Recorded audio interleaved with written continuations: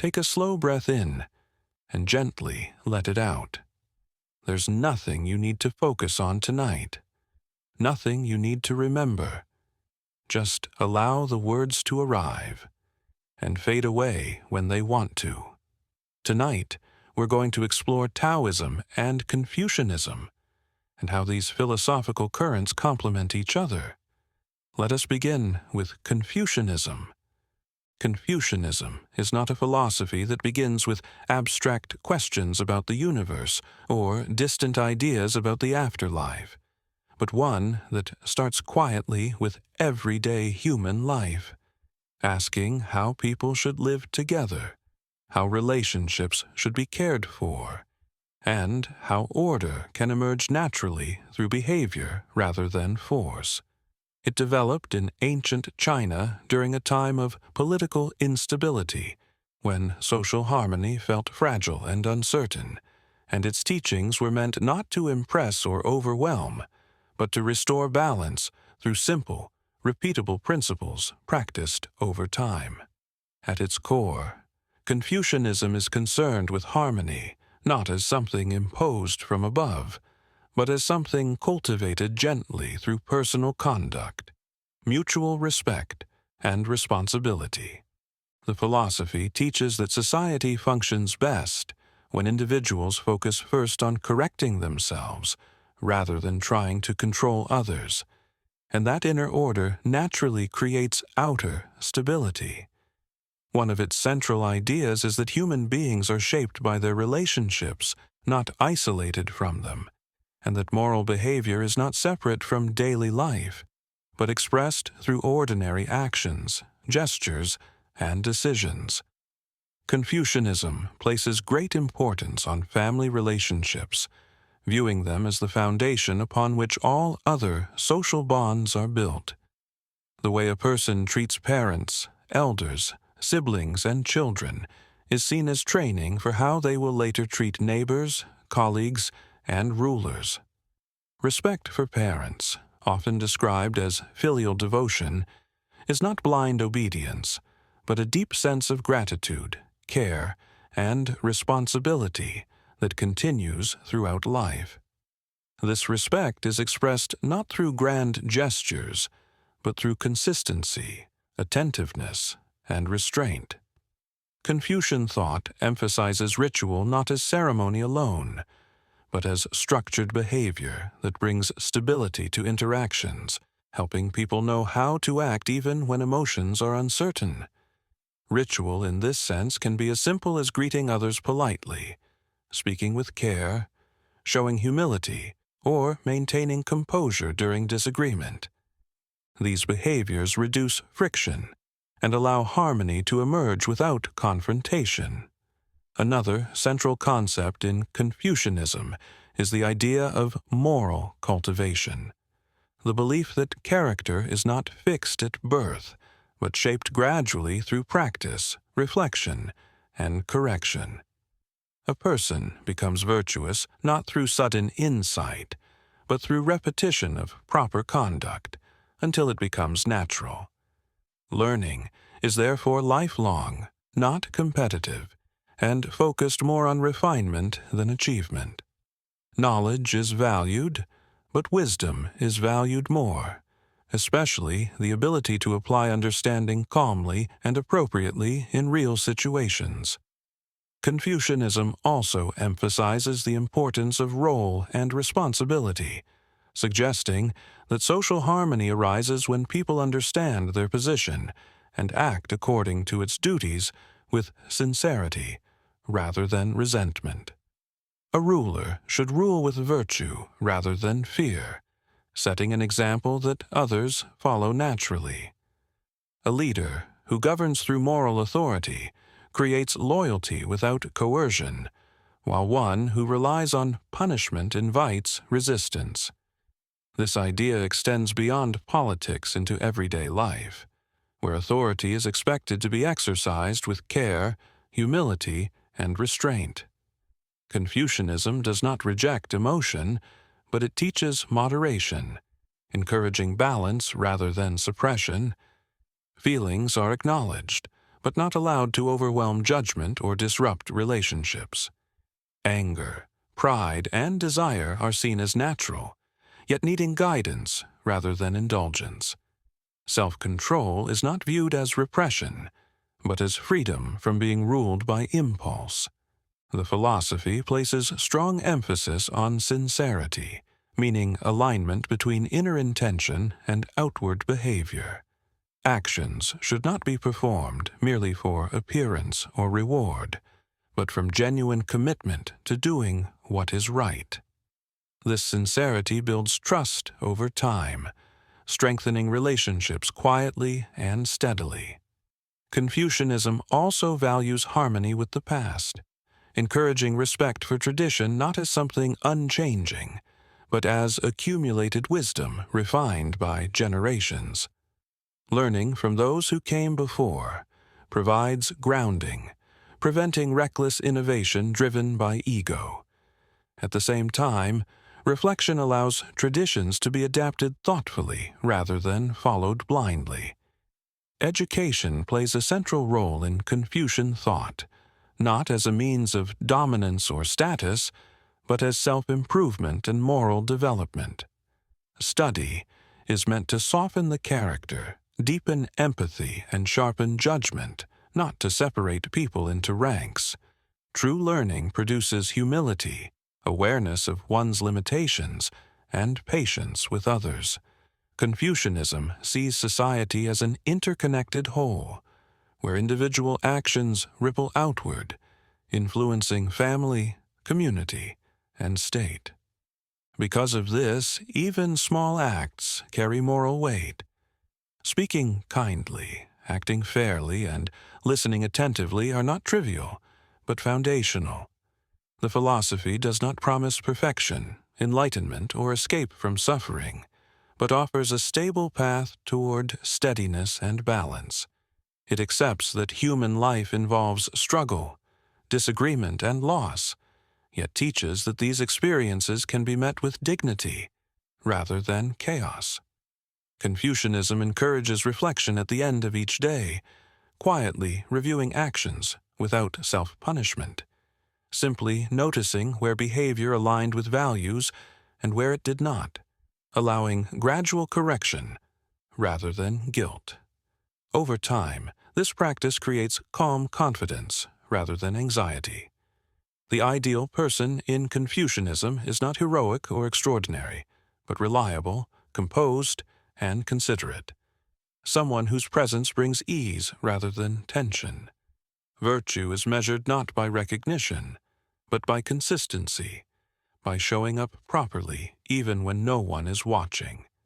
In this way, Confucianism offers a philosophy of quiet strength, one that does not demand belief, but invites practice, encouraging people to move through life with attentiveness, patience, and respect. Next, let us talk about Taoism. Taoism is a philosophy that begins not with rules, duties, or instructions, but with observation, inviting attention to how life already moves when it is not being forced. Rather than asking how the world should be organized, Taoism asks how the world already functions, and what happens when human behavior aligns gently with that natural flow. The central idea of Taoism is the Tao, often translated as the way, which does not refer to a path to be followed, but to the underlying pattern through which all things arise, change, and return. The Tao cannot be fully defined or captured in words, because it is not an object or a rule, but a process, visible in the movement of water, the growth of plants, the passing of seasons, and the quiet transformation of all living things. Taoism suggests that much of human suffering comes from resisting this natural process, from trying to control outcomes too tightly, from forcing effort where ease would be enough.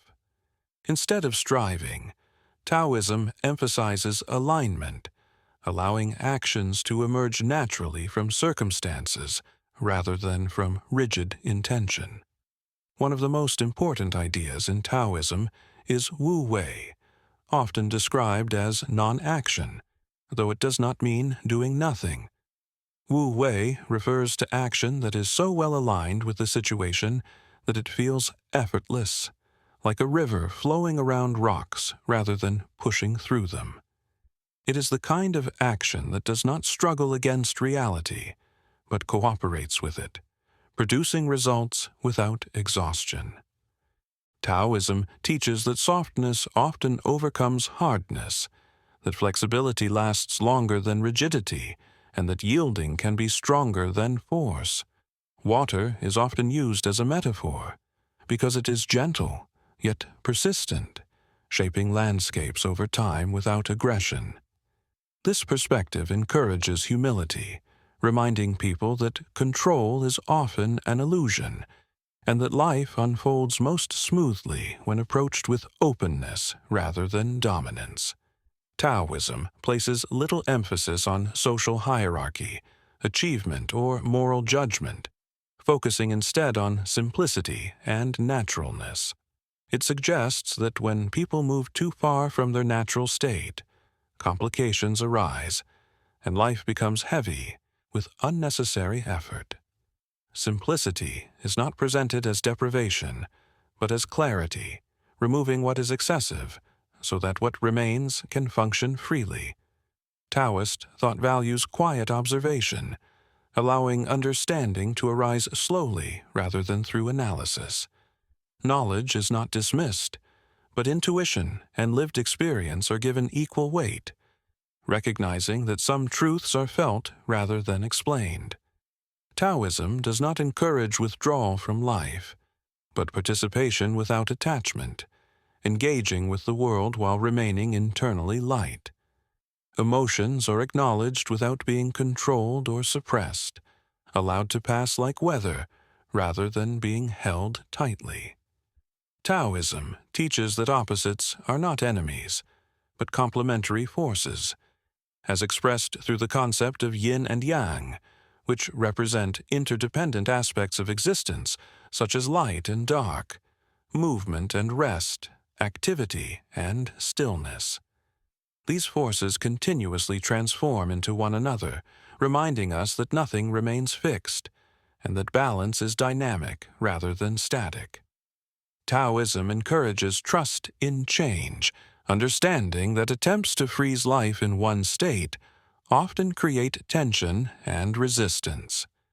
Rather than planning far into the future, Taoist philosophy favors responsiveness, meeting situations as they arise with awareness and adaptability. This does not mean abandoning responsibility, but releasing unnecessary worry about outcomes that cannot be controlled. The Taoist sage is not someone who stands above others, but someone who blends quietly into life, leaving little trace, influencing without imposing. Leadership in Taoism is subtle, guiding through example rather than command, allowing others to move freely while providing quiet stability. Language itself is treated carefully in Taoism, with recognition that words can distort reality when taken too seriously. Paradox is often used not to confuse, but to loosen rigid thinking, creating space for insight rather than conclusion. Taoism does not promise certainty, progress, or perfection, but offers relief from the constant pressure to improve, succeed, or define oneself. It accepts mystery as part of life, allowing questions to remain open without anxiety. Time in Taoism is experienced as a continuous flow rather than a series of goals, and rest is seen as equally valuable as action. Stillness is not wasted time, but a necessary condition for clarity and renewal. Taoism encourages people to notice when effort becomes strain, and to soften before breaking, to pause before pushing further. This approach cultivates resilience without hardness, endurance without struggle. As life unfolds, Taoism suggests returning again and again to what is simple, quiet, and natural, trusting that what is needed will arise when interference is reduced. And how do these two seemingly opposite ways to see the world may complement each other, you may ask? Well, Confucianism and Taoism are often presented as opposites, one focused on order and responsibility, the other on freedom and natural flow. Yet within Chinese thought, they have long been understood not as rivals, but as complementary ways of living that address different aspects of the same human experience. Rather than canceling each other out, they function like two directions of balance, one guiding how a person relates to society, and the other guiding how a person relates to life itself. Confucianism begins with the outer world, with relationships, roles, and conduct, asking how people can live together with stability and respect. Taoism begins with the inner world and the natural environment, asking how life unfolds when it is not forced, and how a person can remain aligned with that movement. Together, they form a complete view of human life, recognizing that people exist both within social structures and within the larger flow of nature, and that harmony requires attention to both. Confucianism provides structure, offering guidance on how to behave, how to treat others, and how to cultivate virtue through daily practice. It emphasizes responsibility, consistency, and moral development, helping individuals act reliably within families, communities, and institutions. Taoism, by contrast, offers softness, reminding people not to become rigid or exhausted by structure alone. It teaches flexibility, ease, and acceptance, allowing individuals to step back from pressure and return to natural balance when expectations become heavy.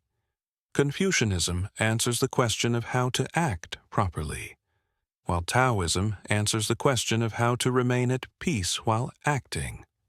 In daily life, Confucianism encourages effort, learning, and self-correction, while Taoism cautions against over-effort, overthinking, and unnecessary struggle. One philosophy trains discipline, the other releases tension. Confucianism shapes character through ritual and repetition, while Taoism dissolves excessive self-consciousness through simplicity and non-attachment. When combined, they prevent imbalance, ensuring that responsibility does not turn into rigidity, and freedom does not turn into carelessness. In traditional thought, a person might follow Confucian principles during working life, fulfilling duties, honoring relationships, and contributing to social harmony, while turning toward Taoist principles during moments of rest, reflection, and withdrawal, allowing the mind to soften and return to ease. Confucianism supports the stability of society, ensuring continuity and trust, while Taoism protects the individual from becoming overwhelmed by expectation or ambition. Confucianism emphasizes learning from the past and respecting tradition, while Taoism encourages openness to change and acceptance of impermanence. Together, they balance respect for what has been established with sensitivity to what is naturally emerging. Confucianism values intentional moral action, while Taoism values spontaneous responsiveness, reminding us that not all wisdom comes from planning. Confucianism guides behavior when clarity is needed, while Taoism guides letting go when control becomes strain. Emotionally, Confucianism promotes moderation and self-regulation to maintain harmony, while Taoism allows emotions to pass freely without judgment, preventing suppression or internal conflict. This combination fosters emotional maturity, where feelings are neither indulged nor denied, but integrated calmly. In leadership and authority, Confucianism encourages responsibility, example, and ethical governance, while Taoism warns against excessive interference, suggesting that the best leadership leaves room for natural order to emerge. One offers direction, the other restraint. In personal development, Confucianism emphasizes improvement through effort and reflection, while Taoism emphasizes acceptance and trust in natural growth. Together, they teach that growth happens through both practice and rest, through both intention and release. Without Confucianism, Taoism alone could drift into detachment from social responsibility. Without Taoism, Confucianism alone could harden into pressure and self-judgment. Their coexistence allows individuals to engage fully with life while remaining internally free. Rather than choosing between them, traditional wisdom suggests moving fluidly between the two, applying structure when structure is needed, and softness when softness restores balance. This dynamic relationship mirrors the rhythm of life itself, alternating between effort and rest, engagement and withdrawal, form and flow. As you rest now, there is no need to analyze these ideas or hold on to distinctions. You can simply allow the sense of balance to remain, the feeling that life does not require a single way of being, but invites adjustment, gentleness, and steadiness. Like breathing in and breathing out, Confucianism and Taoism move together, one shaping action, the other releasing tension, creating a rhythm that supports both clarity and ease. And as your thoughts slow, you can let this rhythm continue quietly in the background, knowing that harmony does not come from choosing one path over another, but from allowing different ways of being to support one another naturally, as rest arrives and sleep follows without effort.